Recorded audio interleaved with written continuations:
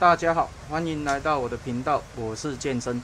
今天是2020年2月3号星期一。最近都有吸尘器的相关需求，所以我会去资源回收厂找一些别人淘汰下来的吸尘器。我自己当然也是有吸尘器啦，不过都是集成袋的，或者是那种免的滤网那一种。我现在要的就是这种不用集成袋的，就是直接可以丢的。所以找了一台奇美的，目前外观看起来是还不错啦，不过电线一样被剪掉了，所以我们今天最主要是要来换电线。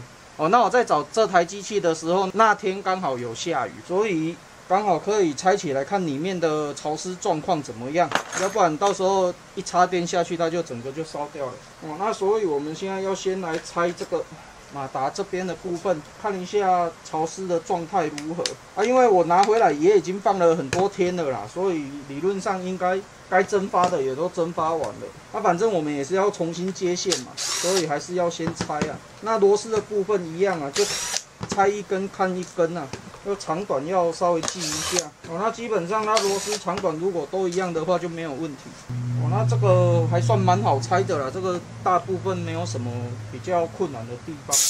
那拆起来顺便把里面的灰尘稍微清一清就好了。因为这一台整体外观看起来还是不错的嘛。那因为这一种机器对我来讲，坦白讲不会很困难啦，所以我不会去找这个分解图，就直接给它拆了。就这样子而已，所以它其实整个构造蛮简单的。它里面还是蛮潮湿的啦，还是都有一些水分。然后这个理论上你就拆起来，放个大概1-2天，它水分应该就蒸发的差不多了。那去除水分，我们就是往里面喷油。那电线的部分还是要接一条新的出来。那把线接好以后，就可以来测试了。因为刚好没有热缩膜了，所以就先暂时这样子用胶带把它粘上去就好。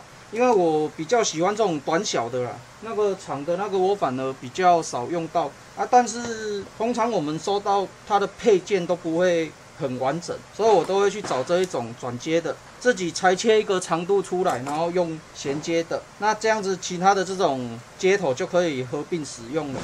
所以其实还蛮简单的啦，这个可以自己尝试做做看。那我们现在线接好以后，就可以来测试看看它的吸力如何。还蛮强的。基本上一些东西比较大的都还是吸得起来啦，像这个灰尘应该也是没有什么问题。我是觉得蛮强的啦。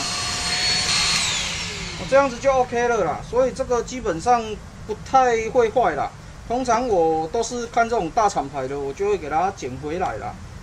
那你自己如果有这方面的需求的话，其实也可以这样子做啦。这样子就把一台机器救回来了，不至于说一定要丢掉了。那这一台的它的型号它是奇美的，型号是 VCHB1PH0 的。那这样子这一把吸尘器就救回来了。所以我是蛮建议各位说，如果想省钱，那你又有这方面的需求的话，是可以像我一样去资源回收厂找你想要的东西，然后花一点点钱买回来，稍微整理一下。那当然是说买这种东西还是有风险因为毕竟大部分的东西还是人家坏掉才丢出来的，所以有时候买这种东西也是要凭一点点运气啊。你当然会修理的人，就是可以省下蛮多钱的啦。好，那我这一篇奇美手持多功能强力气旋吸尘器的维修文章就分享到这边为止。那如果你喜欢我的影片的话，敬请订阅或分享，谢谢。